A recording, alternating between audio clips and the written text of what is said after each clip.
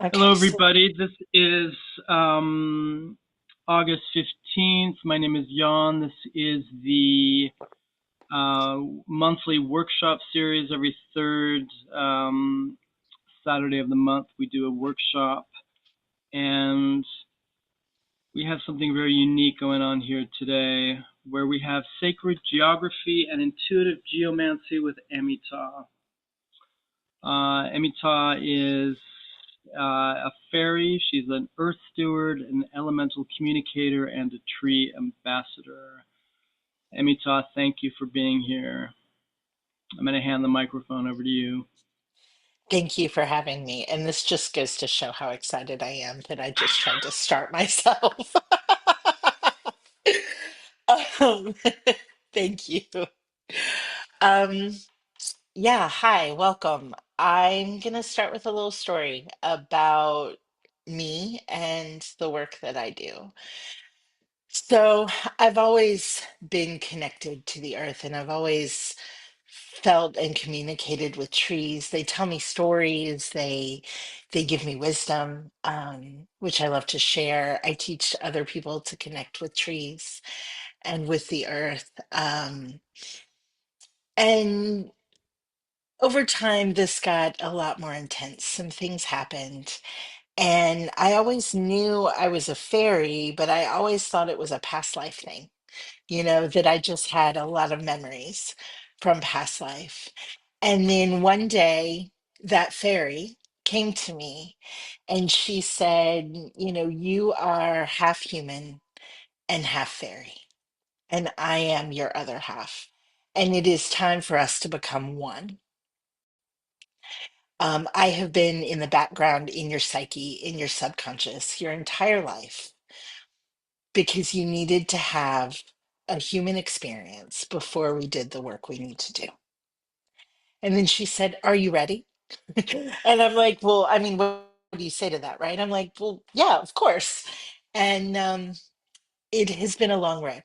It has been a tumultuous road because, to be honest with you, a lot of the human things got in the way, and a lot of that had to be shed.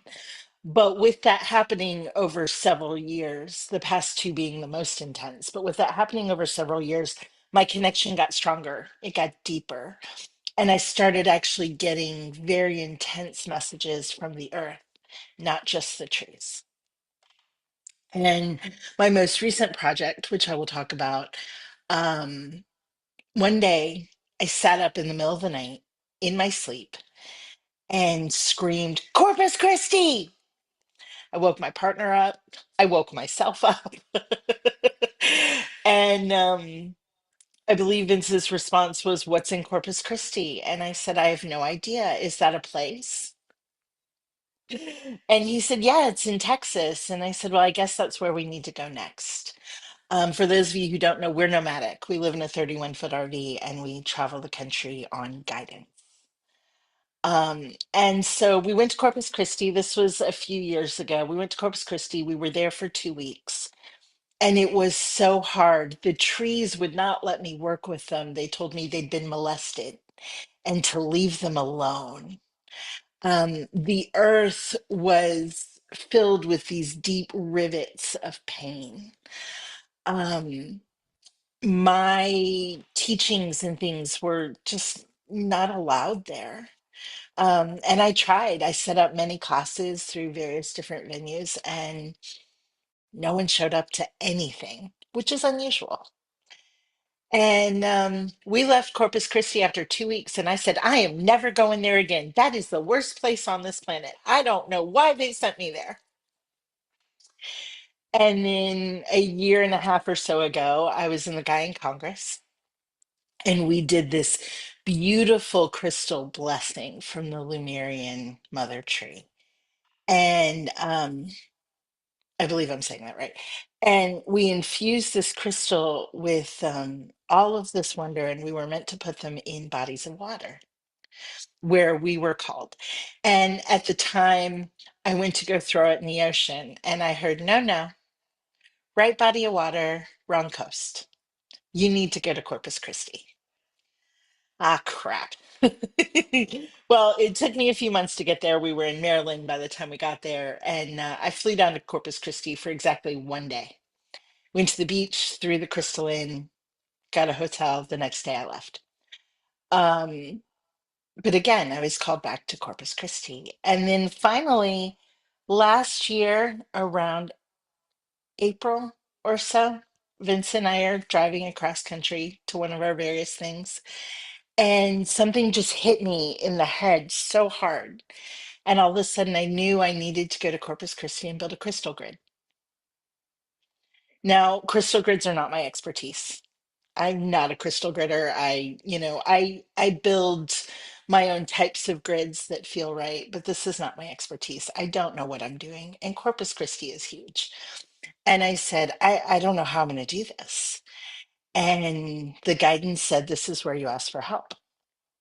And I did. I asked the Fairy Congress. I asked the Gaian Congress. I asked many, many of my friends and clients who wants to be a part of this. And there were a lot who showed up. We did a lot of work online. And then last January, we went to Corpus Christi, and there were about 10 of us.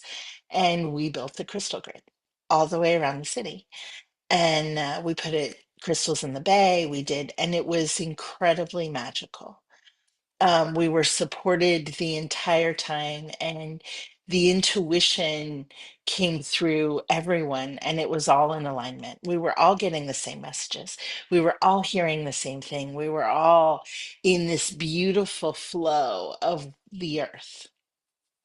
But what was interesting in this is there were some people with us who have a lot of history working with the earth and doing these kinds of things, and they came in and said, well, we have to do this, and we have to do this, and we have to do this.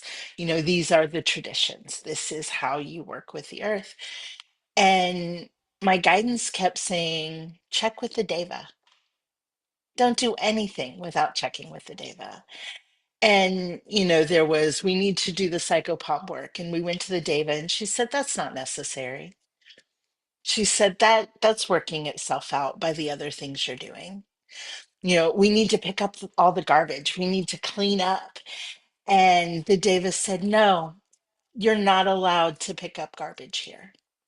And we were all shocked. Like, what do you mean we can't pick up the garbage? Of course we have to pick up the garbage. And the Davis said, no, because it is a reflection for the humans that live here. And the garbage has to remain until they get the message. If you take away the garbage, it will take longer for the change to happen. And these are not things we're used to hearing, right? I mean, we all know best practices of the earth. Of course, you pick up the garbage. Of course, you do the psychopomp work. Of course, you go in and pave the way, and you clear out the dark spots, and you do all of those things. And we were not allowed to do any of them. We were told that our job was to build this grid and hold the light. And the work we did on Zoom was to open space for that light to be allowed. And I was guided to buy some lapis, these beautiful lapis hearts. I'm not wearing mine today, but these beautiful lapis hearts, and wear them the entire weekend. And they were what allowed us, or the entire month, I'm sorry, they were what allowed us to hold the light. And throughout the entire thing, we got all of these amazing confirmations. We are on the right path. We're doing the right thing. After we finished the grid and did the final ceremony, we went out the last night before we were leaving, and we met these marine biologists. And remember, I said we had dropped a bunch of crystals into the bay as part of the grid. And I was talking to them, and they said, yeah, it's so very interesting. We were about to go home. We'd lost our grant last week, and we had finished the grid on a Thursday. We didn't do the final ceremony until the following Tuesday, but we finished the grid on a Thursday. And one of the biologists, a beautiful woman, said, and then suddenly everything changed on Friday. Suddenly our research started to make sense, and we can't figure out why.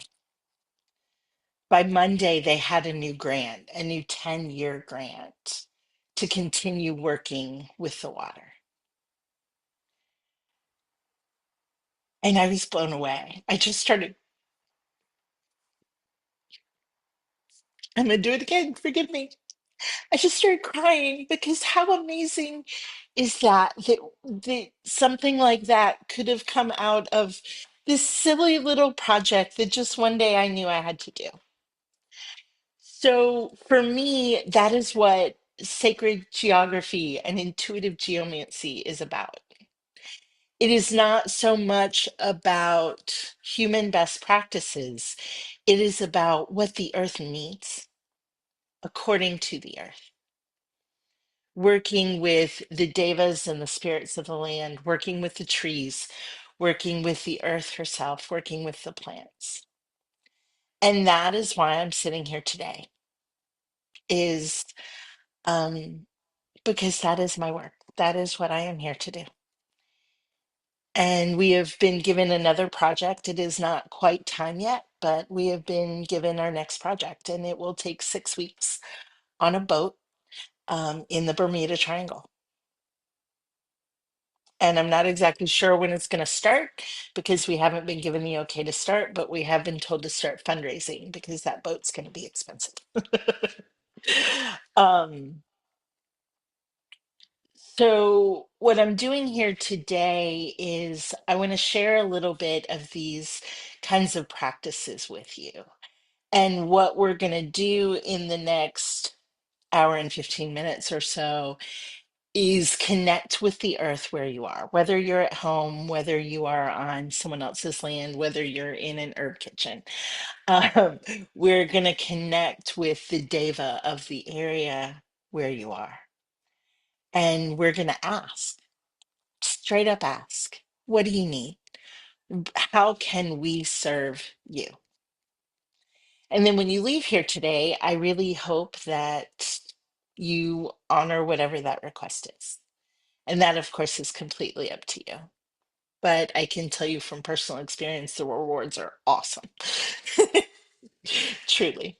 Um, does anyone have any questions or comments about what I've said um or what we're about to do? Any concerns? Yeah, Penny. My question is, working with the Devas, do you recommend working with Deva's a smaller area? Like, do you work with the Deva of the land that is specifically under the house or building you're in? Do you work with the Deva of the property that you're on? Do you work on with the Deva of the neighborhood or the like when you said you were consulting the Deva in Corpus Christi, I was wondering which Deva. The Deva of the city, the Okay. Deva of Corpus Christi. And to be honest with you, that Deva has changed with our work. She was very ready to retire. And so she brought us there. She was the one who gave me the message. She told me that. We called her Christy. She said that was her name. And right in the middle of the project, a fire drake of all things showed up. And he said his name was Christos. And he was here to help with the transformation.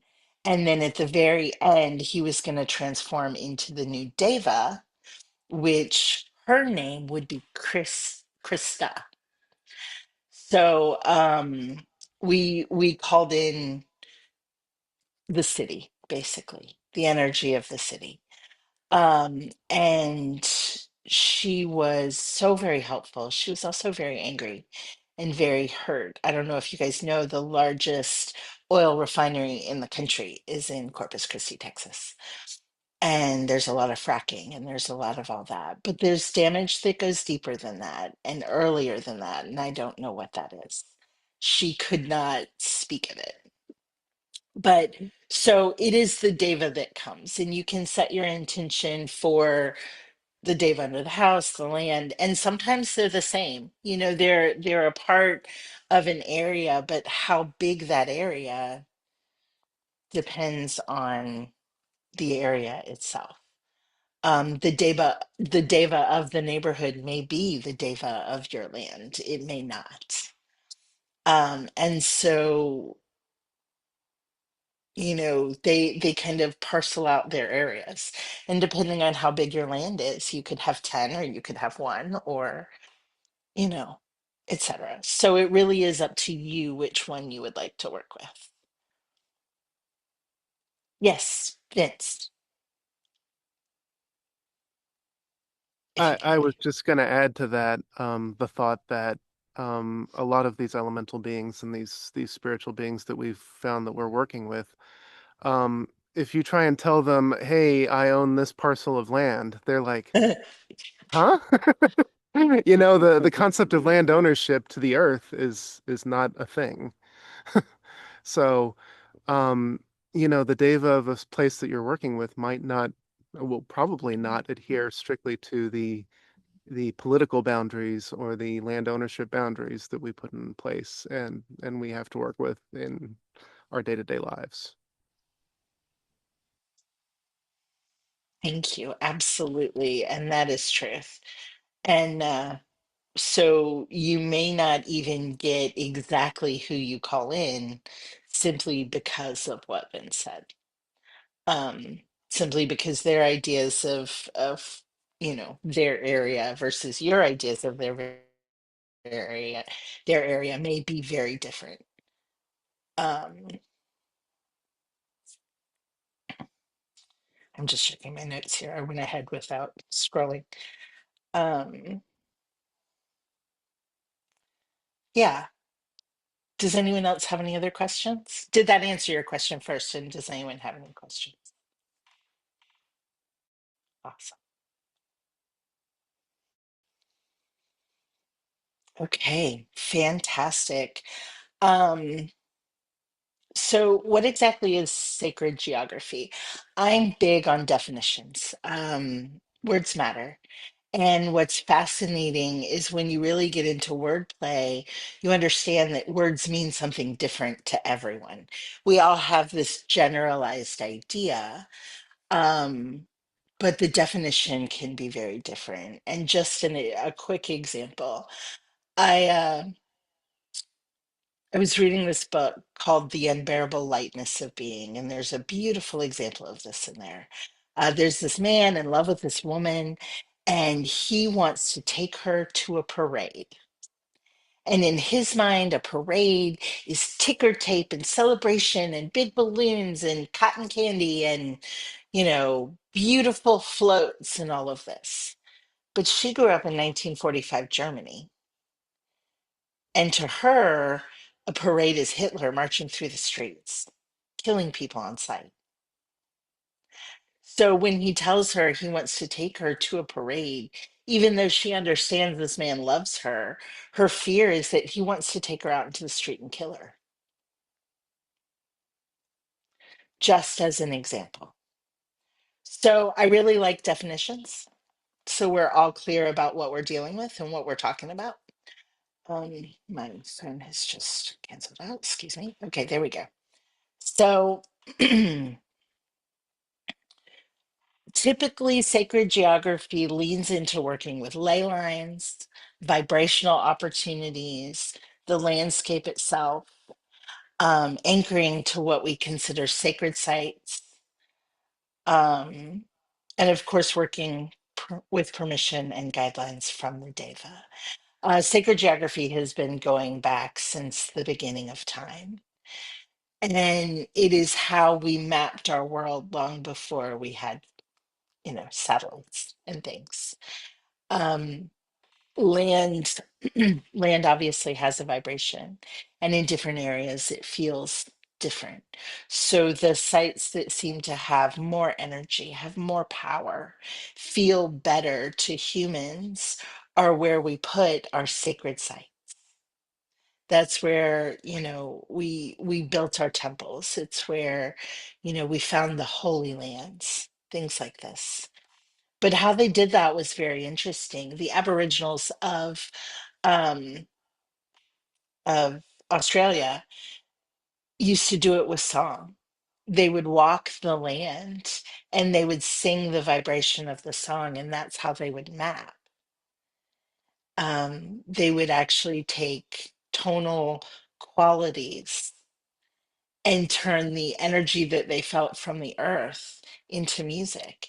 And so their maps were songs, and they would sing to each other. If they were trying to tell you how to get somewhere, they would sing the vibration. So as you walked, you could sing the vibration. And as long as you were in harmony with the earth, you were on the right path,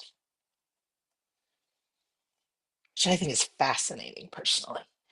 Um, there there has been a lot of walking the earth to feel the vibration. This is a good place for this, this is a good place for this. And this is how we mapped our world until we realized that the world is much bigger than we thought.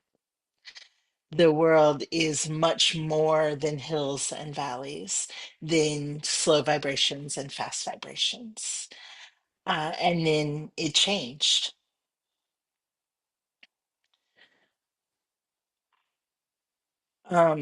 Forgive me. I add in working with permissions and guidelines of the Deva of the area, because if we really are working for the earth, she should have a say.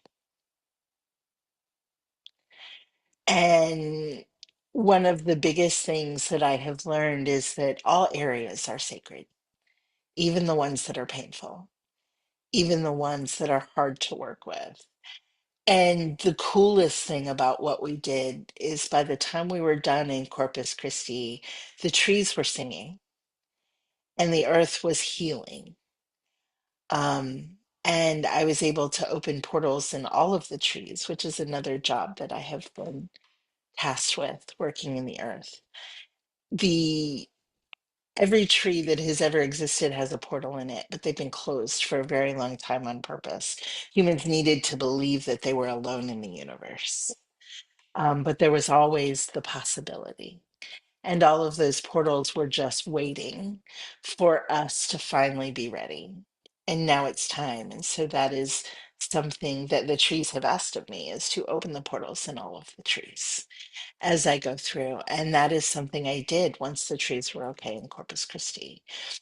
And now very interesting things are happening. Corpus Christi is officially the first city in the country to run out of water. They have no city water at all. The bay, or the Gulf, excuse me, not the bay, the Gulf is rising. And Corpus Christi is actually in fear of drowning in a drought.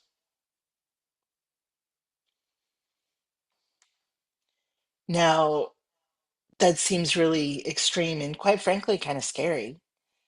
Um, but the message I received is, again, it is a wake-up call and it's something that has to happen.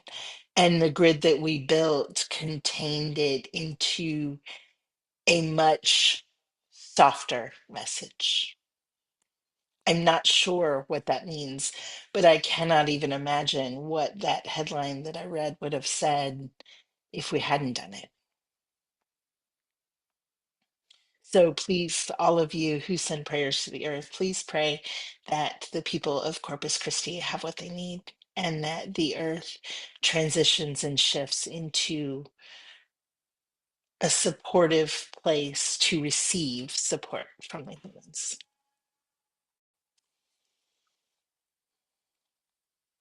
Because as gross as it felt when I got there, it is just as sacred as any other place on the planet.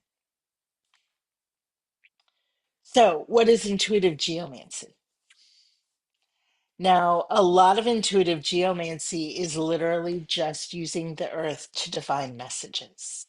And this is why I said bring your divining tools if you have them. I have these beautiful copper divining rods. They're very thin, so I don't know if you can see them, but they were handmade for me actually. And when I need a very decisive, clear answer when I'm on land, this is what I use. And for those of you who don't know about divining rods, I will show you very quickly how they work. So you hold them. I have a wrap. So you see, I can move the handles without moving the sticks very much, which means that they can flow on their own. And I hold them straight. And I'm just going to ask for them to give me a yes, please. And they will take a second, and then they will go up. And then I'm going to hold them straight again and ask them to show me a no. And they're always very quick on the no. A no is a cross. Now, every person who has divining rods, they will work differently. Your divining rods will communicate with you. I know a lot of people who it's opposite. People cross when it's a yes and move out when it's a no.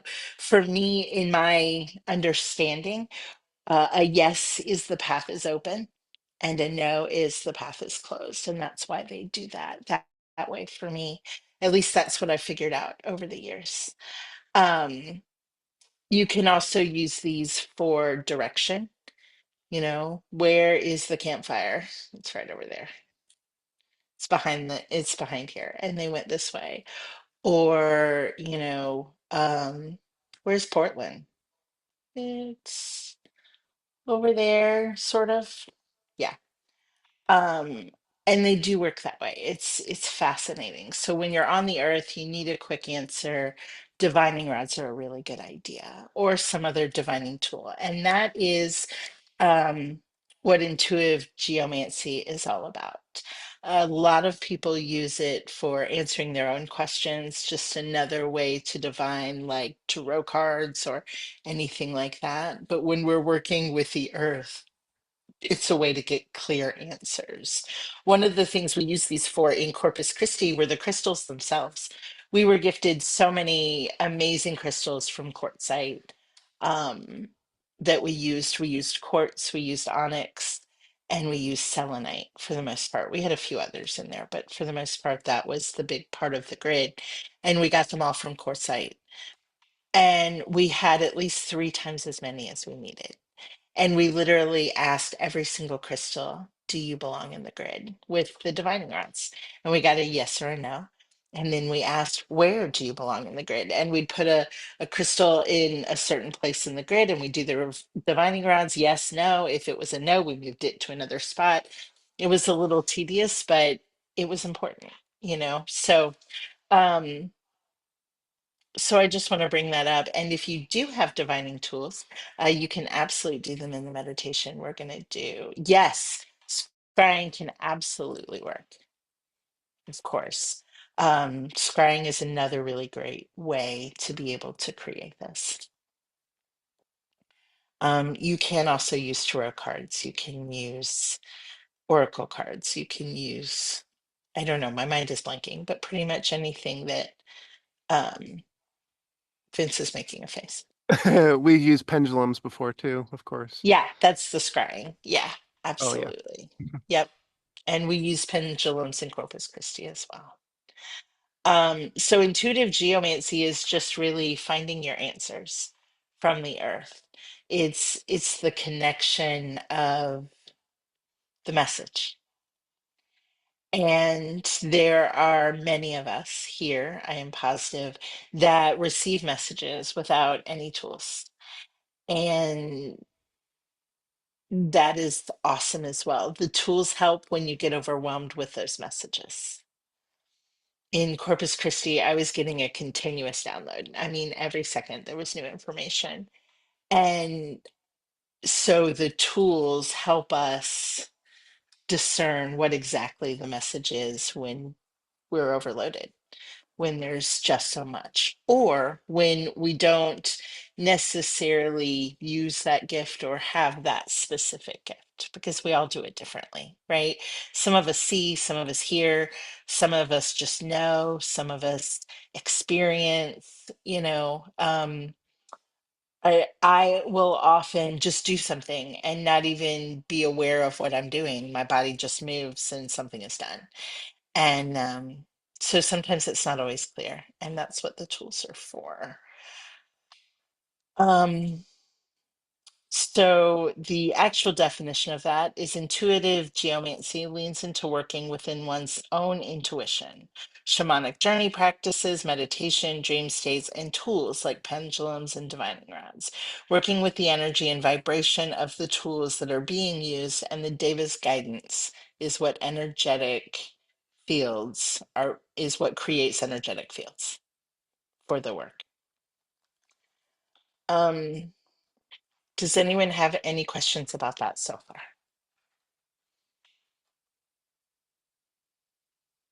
Rock and roll. All right. So is Yes. everyone? Oh, yeah, yes. Yeah, I do have a question. And you were saying that the trees wanted to have portals opened. So it's my Yes. understanding that when you open a portal, you need to have a gatekeeper because you don't know, yeah, a gatekeeper assigned to the portal because you really don't know what's going to come through. What's your That take on portals in trees? that is an amazing question, and I'm so glad you asked it. So to a fairy, we understand the rules of engagement.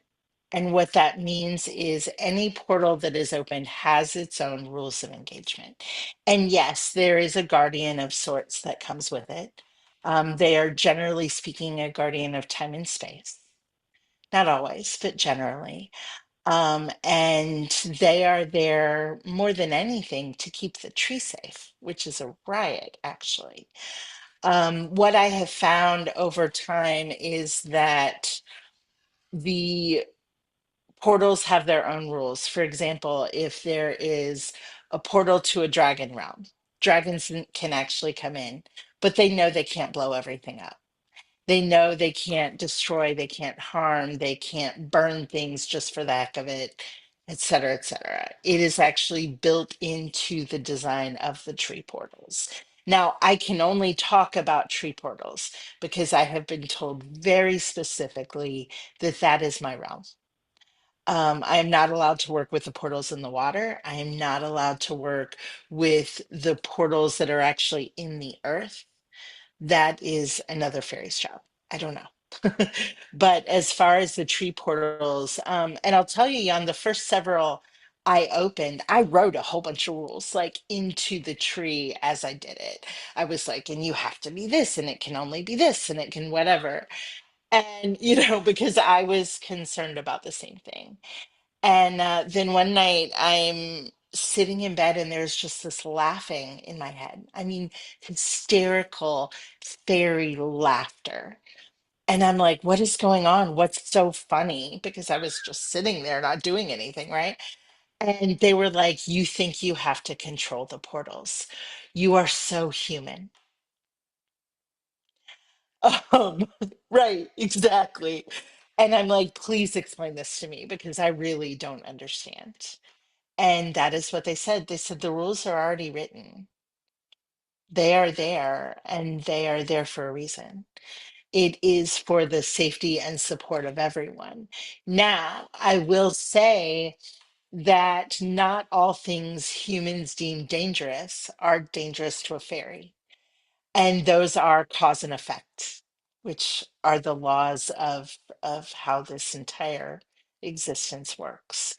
Um, if no one deals with their emotions, you get a heat wave because you're holding so much heat and anger inside of you. That's the field that's created.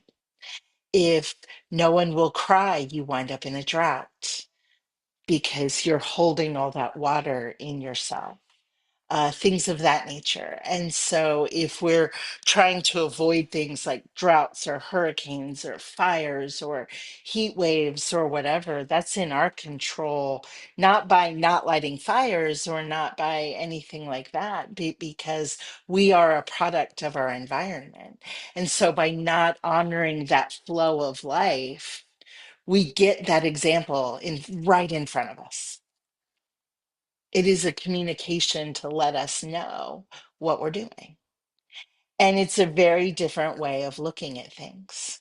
Sometimes there needs to be a forest fire. And I know that is not a popular opinion, and we do everything to put them out. We don't try to create them. We don't, we honor that. But sometimes the earth says, I need to burn, right? Sometimes the earth says, I need to flood, and everything in between.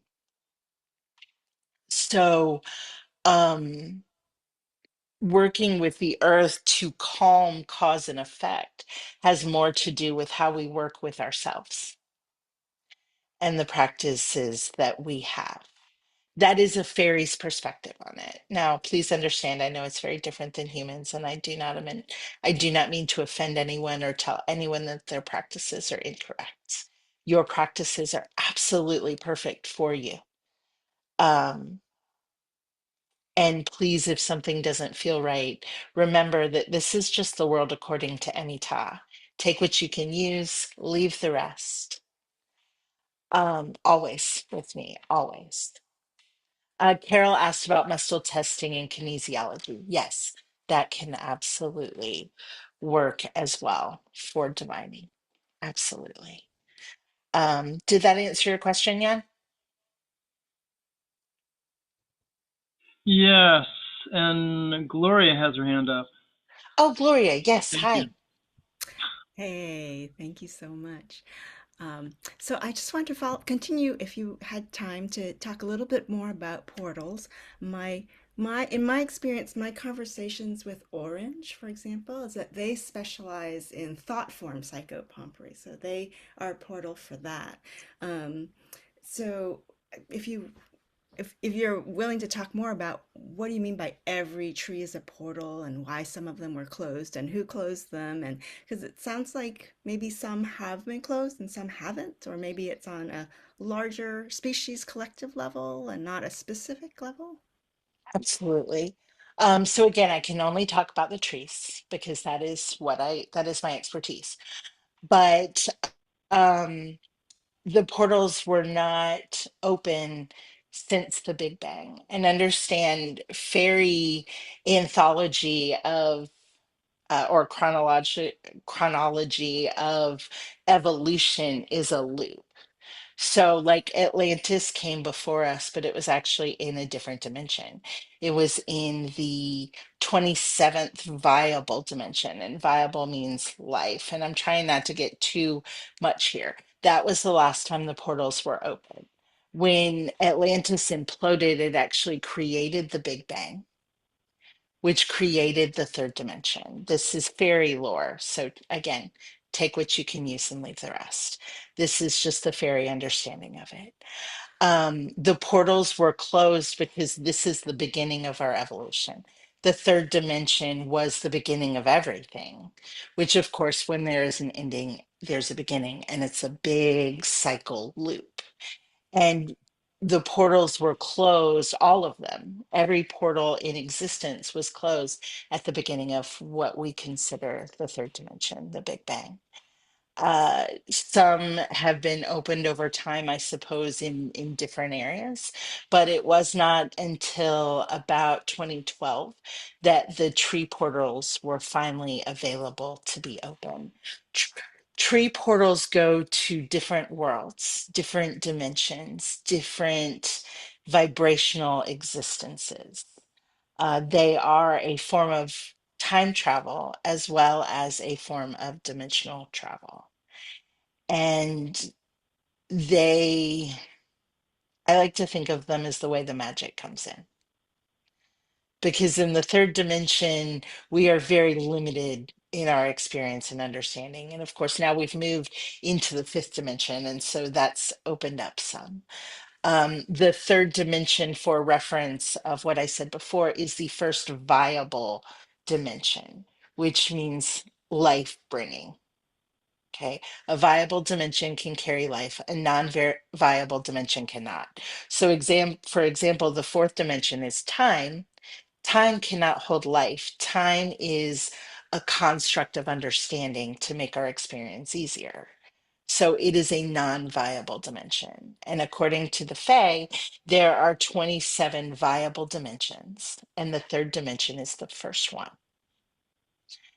Atlantis was on the 27th. So that's how much growth we have. And we have no idea how many non-viable dimensions there are, but they overlay on those viable dimensions, and that's our actual evolution. So when we say like the Weaver fairies exam, for example, exists on the 12th dimension, that's the 12th viable dimension, but we don't actually know how many dimensions we experienced to get there. They are actually part of our evolution, and that's why I say the tree portals are time travel, because they can take you to the 12th dimension, which is they exist all at once and it's also linear. Does that make any sense? I know that's really complicated and I'm trying to keep it as simple as possible. But so the idea is that this is the first time in this experience of evolution that the portals have been opened, because before we needed to be very small and we needed to have an understanding of ourselves before we allowed that magic in to understand the rest. Thank you. Absolutely. Does anyone have any questions about that? I know that was kind of a lot. Okay, perfect. I see some blank faces as well, so I hope I'm not sending anybody too far. All right, so getting back to it, does Wait. everyone know? Yes, Calvin. Will you tell us about the portal that you jumped through? Maybe another time. That's a long story. Okay, but thank Okay. you for your mischief. All right, so let's move back Anytime. to. Does everyone actually know what a land deva is? I know when I first started working with them, I kept hearing this, let's call in the overlighting Deva, let's et cetera, et cetera. And I didn't really understand what I was working with. And so I went in deep and figured it out. But I do have a definition here just to make sure. And a Landeva is an archetypal nature spirit or divine intelligence that oversees, builds, and maintains the energetic and physical environment of a specific geographical location. The word deva actually stems from Sanskrit roots. A land deva is thought to delegate physical tasks to localized elementals. These beings work in tandem to orchestrate the growth of plant life, weather patterns, and the overall vitality of the landscape. Okay, so just so we have a blanket definition, it's there. So by working with the desires of the earth herself, communicated from the deva of the area, there can be a simple peace and ease for healing, not only the earth, but oneself in the process. Um, this work is very, very life altering. It's wonderful, at least for me. It's I couldn't imagine anything more amazing, honestly. Um, Let me see. Okay, so let's talk a little bit more about what we're really doing. You know, many of our roots in personal faith come from the energy felt in certain areas. Back before there was organized religion, back before, there was any of that, back when we believed, lightning was, fearful and and the land was punishing us and things. Um, we found areas that felt good. We found places that gave us gifts, and those really we began to deem, as I said before, sacred or special. um a big one of those for connecting with the fairies, for example, is Glastonbury. Everyone finds Glastonbury so magical. And why is that? Why there? Why not Corpus Christi? Why not, wherever? And the idea is that the vibration of the earth is so complicated. There has to be an energy for every possibility, because that's it. Possibilities are just simply energy that we work with. And in the third dimension, we have this scale of vibration. And a lot of people say there's good vibration and there's bad vibration, etc. To the Fae, there is only fast vibration and slow vibration. It is a scale of speed. Slow vibration makes you feel bad because it's sticky and it's hard to move. And yet, if you didn't sleep, which is a slower vibration, you would have a lot of problems. A faster vibration is something that it peps you up, you feel good. It's like coffee, it makes everything so much easier and you want to run around and feel great. But it's not necessarily a higher vibration. It's just faster. And what we have done as humans is created a dogma around what that means in the possibilities, which then, as many of you know, I'm sure we're all creators, has created the understanding of good and bad, has created the darker energies, has created the lighter energies. According to the Fae, it was all just vibration until we chose something different. So then that becomes the question. And this is the question that, as I was going through my transformation, that I just kept hearing in my head. Why do you not see the entire world as sacred? Why do you not understand that there is sacredness in everything? And I still don't have an answer for it, but it's really an interesting rabbit hole. Most definitely. It is hard to look at something painful and see it as sacred. It is hard to look at something scary or something that can hurt you as sacred. But according to the Fae, if anything is sacred, then everything must be. That was a hard one for me. That was a real hard one for me. But it raises some interesting questions. And I'm not here to tell you what to believe. I'm just sharing lore. And so take with this and do with it what you want. If you want to throw it out the window and say it's a bunch of garbage, absolutely do that. And if you want to dive deeper with it, do that too. Whatever feels good to you. Fair? Is that good? Yes, no, maybe so. Awesome. Thanks, guys. Okay, so all right, let's get to it. We're gonna, as I said before, as I mentioned before, we're gonna go in and connect with the Deva in your area. And that can be open to your interpretation of what that means. So we are just gonna go in, we're gonna call on the Deva. And what I am going to say in my words is we're calling on the Deva. It is your job to add the descriptor of what Deva that is, because you're all in different places, right? Um, once we're there, once I guide you in, I'm going to give you a few minutes. We are going to do this in silence. Drums are real hard with the noise canceling earbuds, and there's a little noise out here. So we are just going to sit in silence while you commune with your own Deva. And I will call you back when we're done, and then we're going to talk about it. Does that sound good? All right.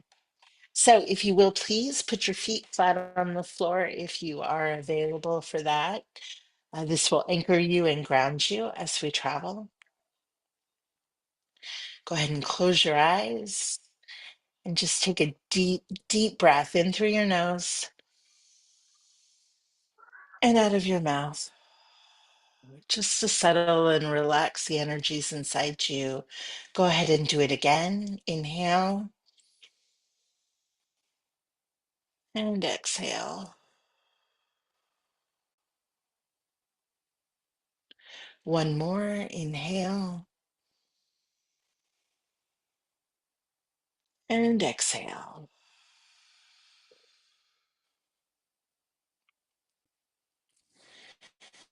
Now, I would like you to take your awareness into your heart space. And for those of you who are new to that idea, your heart space is in the very center of your chest, beneath everything that you place there. So, all the emotions that you've placed there, all the beliefs you've placed there, move past those, go deeper until you're in that beautiful sacred space where only you are allowed, where you are safe and where you are loved, where you are warm and where you are comfortable, with your feet on the ground to anchor yourself into the earth, and with your consciousness in your safe place. We are going to call in all of your own personal allies. We're going to call in your higher self, any angels or archangels or ascended masters you may work with, your personal guides. We are going to call in any other allies you may have, fairy allies, Sasquatch, any other star beings, or she, or anyone I haven't mentioned.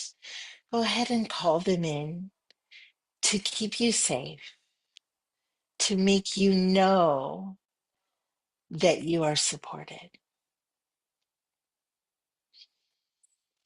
Very, very good.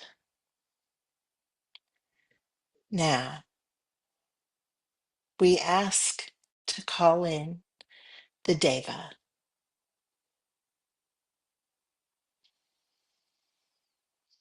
Please come and work with us now. Tell us your desires and your needs. Tell us how we can support you.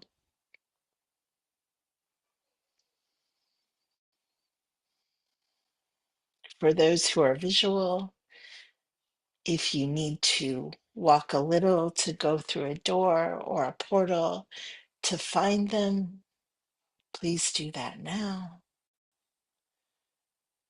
For those of you just connected to go there, you're already there. And please enjoy your time.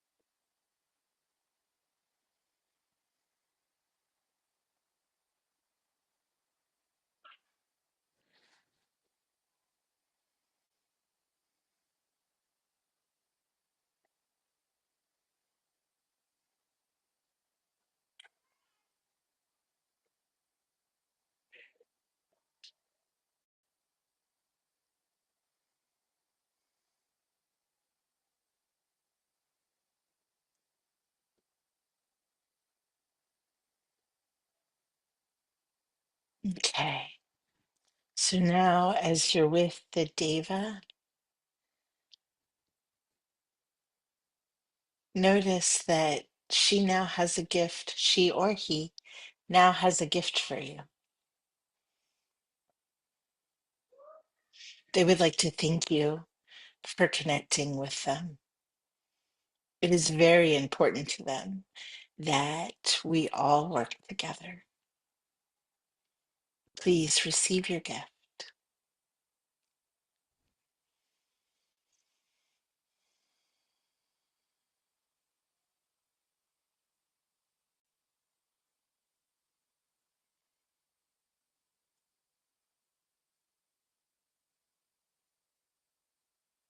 Once you've received your gift, please offer any gratitude or information, last minute information you want to give. Maybe make a date to come see them again. Whatever you choose. And when you are ready, we ask that the Devas return to their duties with so much gratitude and love for taking time to share space with us.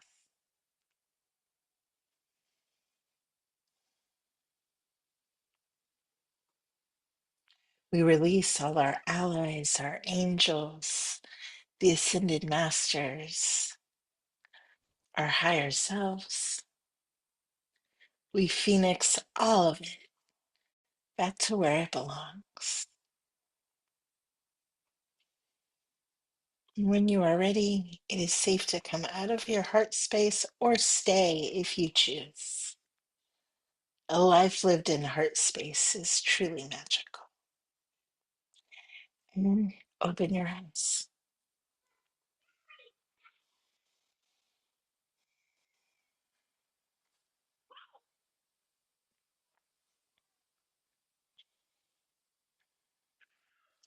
Gloria, I see your question. I will address it, but let's complete this first, okay?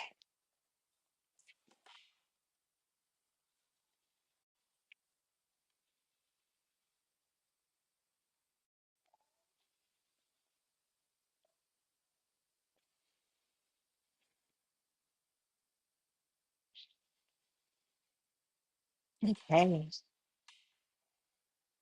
How was that? Does anyone have anything to share?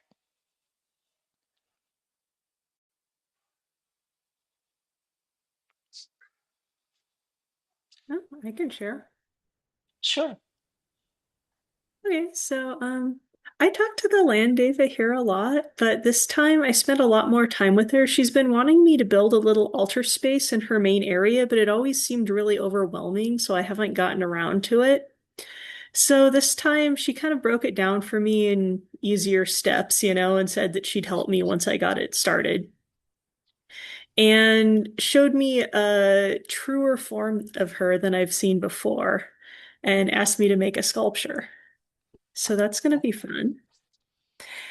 And I was reminded of things that, she's told me before about how she helps people travel into another realm to kind of find themselves or parts of themselves.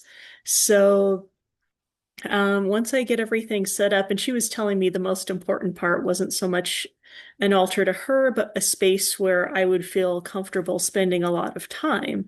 So that way I could go down there and just microdose and stay there for several hours and go into that space with her. Would you mind sharing your gift as well? Oh, that she gave me? Yeah. Um, it was a triangle pyramid that focuses energy. Very intensely. I just tried it out before we came back, so I'm still exploring what exactly it is because it's a state of being. Excellent. Very cool. Thank you for sharing. Yeah, thank you for the journey. Absolutely.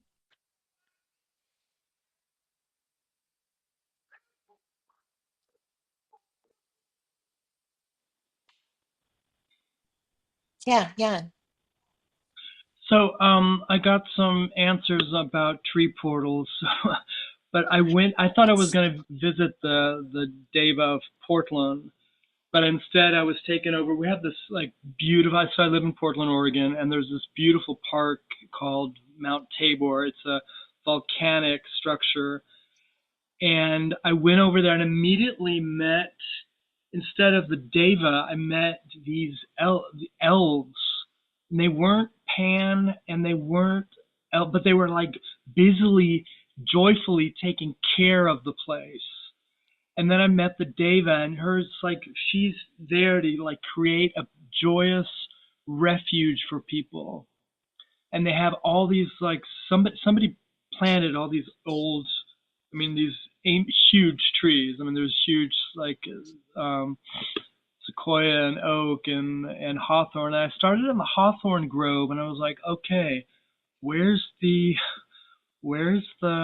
portal? And it was like, we have all these fairy stories of people going into the hawthorn trees and going somewhere else, or the oak, or these are in fairy lore, they are portals. They are entryways into something else.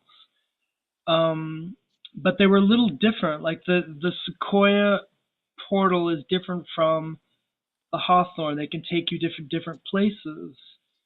But they were very like, oh, we want to show you this. Like you can use these. You can enter. I mean, it was just like fascinating. Why haven't I thought of this before? But the gift was just joy. Like bring your friends, have a picnic. This place is to cultivate joy and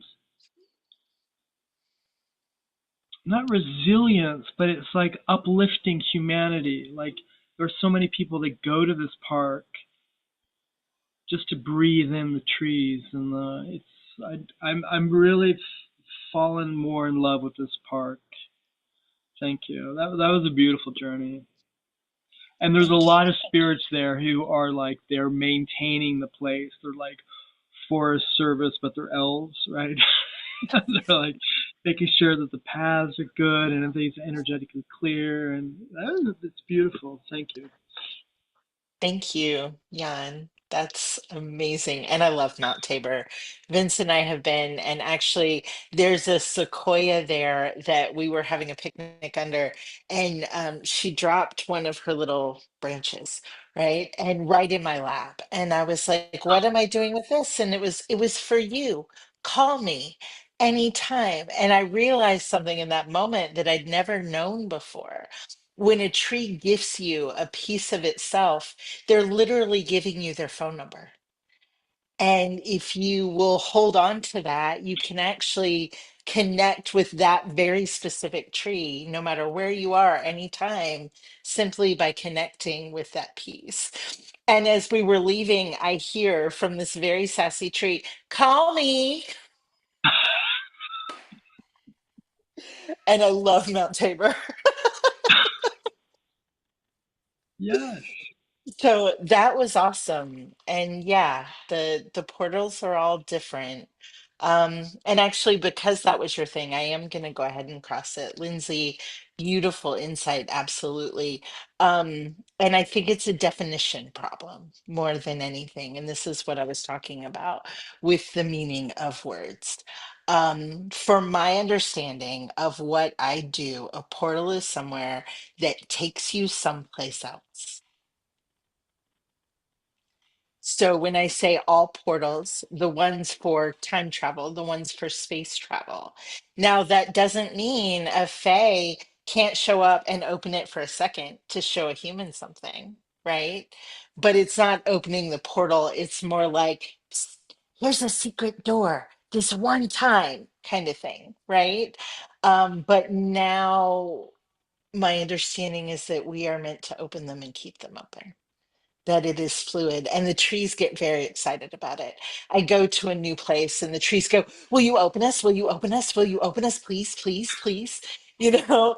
And I'm telling you, nothing bad can come from that. I feel that energy. I know that now. I didn't when I first started, but I hope that helps. So I think it's a definition problem more than anything. And there can certainly be different kinds of openings that allow for different things. I think just in my vocabulary, they wouldn't be called portals. Does that make sense? Does that help? Awesome. Okay. So who else would like to share? Carol. Okay.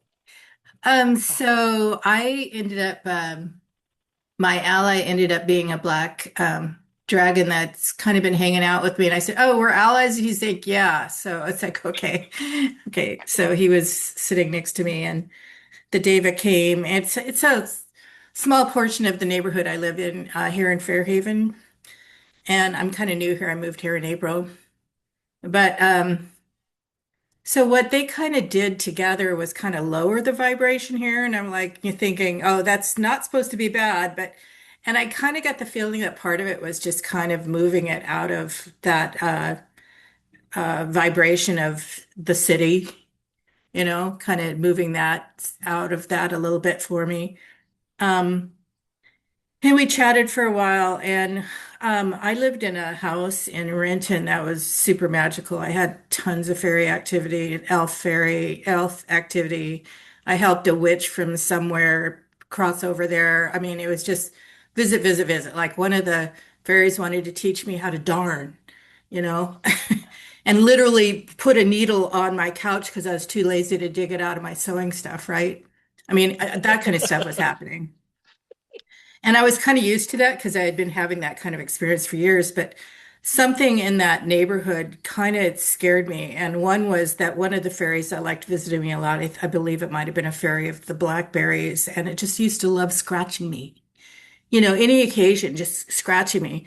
And I felt a little bit like when I went in the woods, it's like, am I welcome here or not? Because I was constantly getting caught, and it just felt like, what's going on? But then there was stuff happening, that was very magical. And this one time when I was in the woods over there, I had a bug that was like 2 inches long and it looked like an earwig, but the wings were longer. And I literally looked that bug up and it doesn't exist. But that bug flew right at me and then it landed right at my feet and stood there and sat there for like 20 minutes, but I couldn't take a picture of it, which I had a camera. It wouldn't photography, but it sat there for me. And I think it kind of blew me away because I think it was the magic showing itself in the physical form. It was kind of like beyond my ability to just kind of like grasp. And I think I shut off a portal to the point I wasn't seeing fairies anymore. I haven't seen them for years. And I've been seeing them for years and years and years. And so it's so one of the things they were trying to do is help me create a vibration around here where I could open that up again. And they were supporting me in doing that. So we had a long discussion about that, and so we'll see what happens. So yeah, I look forward to hearing about it, Carol. That sounds thanks. amazing. Thanks. Yeah.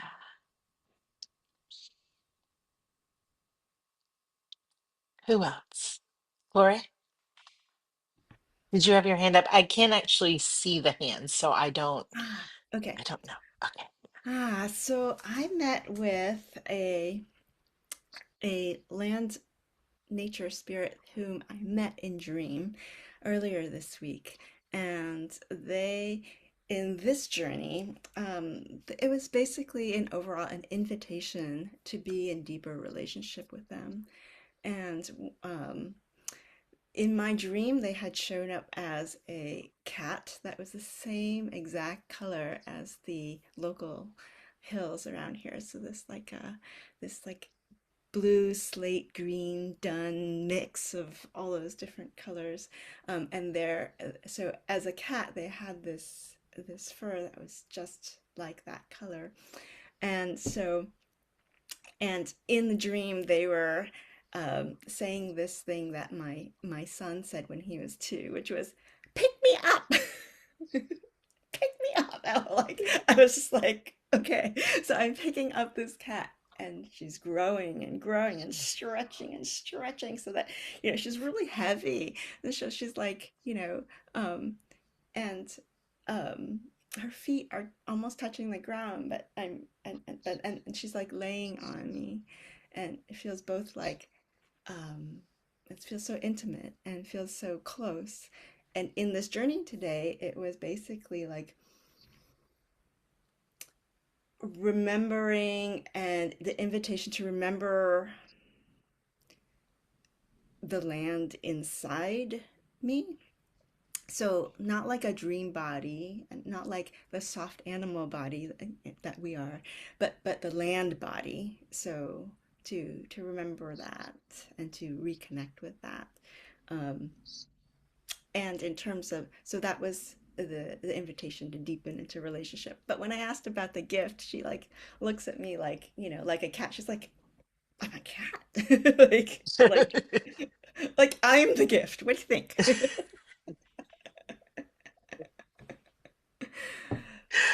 yeah. Wonderful. Wonderful. Thank you for sharing.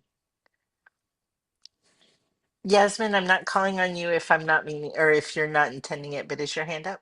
Yes, it is. Please, please. So, last couple of days, we have roofers up on our roof, pounding, pounding, pounding. So you might hear that in the background. So that was the drum. I figured, okay, there's going to be sporadic drumming for me. Um, so what happened was, and usually I'm fairly visual, but this time in the beginning there was just this overwhelming feeling that came on, and I can feel it right now. I just started crying, and it was just asking the Deva to come. And and then what I experienced was, because I have this huge garden, I have a half an acre, almost half an acre, and it's a paradise here that I worked with, the Devas. I feel I'm their slave, and I've talked about it in the past, but the, what I saw this bare land in front of the raspberries. And I saw how what I've helped to do was help create life to come out of the earth. She's there. It's like, you know, and that's what we do in life with ourselves. It's like there's that field of possibility, the absolute of everything. And then just, I could just feel I could see the plants coming up and out, just life emerging. And I've never had that experience because I'm generally very mental. I have, intuition, all of that. But this was so primal and so, I don't have words for it, but it was just so beautiful that experience. I was part of it. And then the pounding kept coming. And then I, I, a friend of mine's having issues with, anyway, so I got answers of how to help her on her land. And I thought, wait a minute, come back. The Deva, I want to, see what she wants. But then I realized, well, because I'm connected with her so closely, that there's this overriding Deva between the two of us in a certain way. And she's also a gardener. And it was good. And so anyway, of the gift, I mean, a lot more happened, but the gift that came to me was this beautiful orb. At first, I thought it was a crystal coming because it had the crystalline energy, regular crystal, but it wasn't. It was an orb, but it wasn't.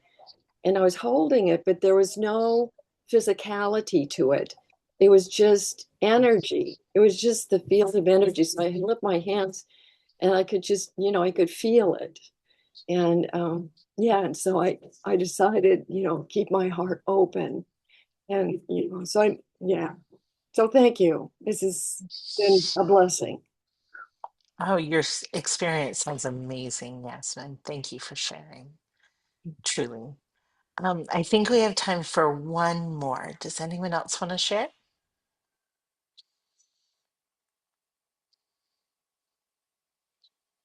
Okay. Well, then um, I will answer Gloria's last question in the chat, but why can't they open it themselves? Going back to the portals. And the answer is, I mean, that's a really good question. However, there are fairies that help put the pollen on the flowers. There are fairies that, help the grass grow. There are fairies that do all of that. It's kind of part of our job. And for whatever reason, I am just the fairy that gets to open the portals everywhere I go. Does that make sense? Is it for those specific trees, or are you doing that species wide? Um, it's for all trees.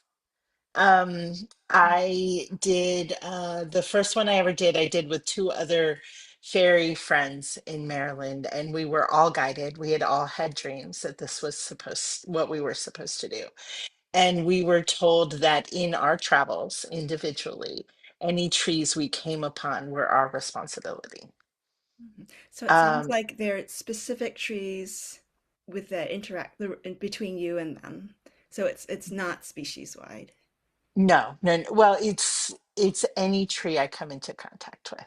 There you go. And I'm not the only one, though. There are many of us, and within that, apparently, we're covering the world. Um, but we did this very extensive ritual that took us like 4 days to get ready for, and all of this. And at the end, this sweet little spirit popped out of the maple tree we were working with in my yard that said, "We have a shortcut for you." And I said, "What's that?" And she said, "All you have to do is this."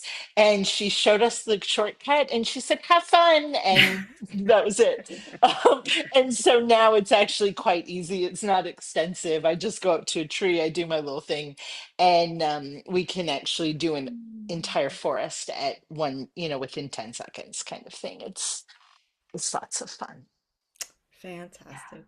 Mm. Thank you. Okay, does anyone have any other questions, statements, comments, anything? Um, okay, yeah. Does anyone have any other questions, comments, statements? Okay. I will end with this has been my complete joy to be here with you all today. Thank you so much for showing up. Thank you so much for listening to my ramblings. And I hope there is something supportive that you can take away from it, each and every one. But please remember, this is the world according to Amita. Take what you can use, leave the rest. Because in reality, we all create, and there is no wrong answer. I do have a couple of things coming up, and Vince is going to help me because for some reason I don't have the calendar in front of me. I mentioned that we are starting to fundraise for the Bermuda Triangle. And in doing that, one of the things I'm going to be doing is once a month, we're going to do these sessions of connection with a Deva. And we're going to let the audience choose where we go. And we're going to do it for, there is a fee, but it's basically a donation. And we're asking for $20 per person to come and do this work. And all of the money goes straight to our Bermuda Triangle projects. But it's going to be a lot like this. There won't be as much talking, but we're going to connect to a Deva. And we're going to decide what Deva we want to connect to. We're going to connect to that Deva. We're going to see what help we can offer, um, how we can serve. And then once we're off, it's up to us to do that work for them. And we're going to do that right now. We're going to do it once a month. We may ramp up to twice a month, but for now it's going to be once. And then I do have one other offering that I am going to be working with trees, and we're going to do a year-long sacred workshop for trees. You do not have to come to everyone, it is individual. If you're interested in the specific tree or if you just can't make it, it's no big deal. With that, the earlier you sign, absolutely, bye, Yasmin. With that, when you sign up, you give me your address and I will send you a stick from the tree that we are working with in tree essence, a very small amount of tree essence for you to work with, and a candle, because we will open up our ceremony with the tree together, and then you will have these things to be able to work with the tree for the rest of the month until we come together and work with another tree. So those are two things that I am offering on my website. Our first tree is the yew, and I'm so very excited about that one. I hope you will join me. Um, Again, thank you all so much. So much love and gratitude to every one of you. It means And I everything that you're here. Yes, and I Vince. put the website in the chat, thewonderingspiritualist.com. The our first more sacred geometry work, sacred geography work, will be this coming Thursday actually at 5 o'clock Pacific. And that's available for sign up already on the website. The tree experience that Emmy was just talking about. Um, Isn't it the first Tuesday of the month? I yeah, think. it's Tuesday the 1st. And that's not on the website yet, but it will be very shortly. So, um, please join us. Give me a day or two to get that on there and come join us and sign up for that too. Is the I website will, Amina? yeah, and I will send an email out to everybody with your website. Um, And next month we've got Orion Foxwood doing. So I kind of got into we need to work with ancestors. How do we work with ancestors? How do you clear generational curses, etc.? This is going to be, so we've got Orion Foxwood doing the River of Blood, which is like an old fairy. This is like one of the downloads he got from his fairy wife on how do we clear intergenerational trauma. And then Summer Star is going to be doing a 4-part series. We're onto something. And please forgive me when I go on these little tangents like ancestors, the dark deities. But I'm putting that in the link. So that is a 4-part series starting August 16th, so 4 Wednesdays in a row. Yay! And Amita, thank you so much for this. Was great. This was like rich. It was nourishing. Thank you. Thank you so much, Jan. Truly, it's amazing to be here and yeah, work with all of you. Thanks. Yay. All right. Bye, everyone. We'll see you.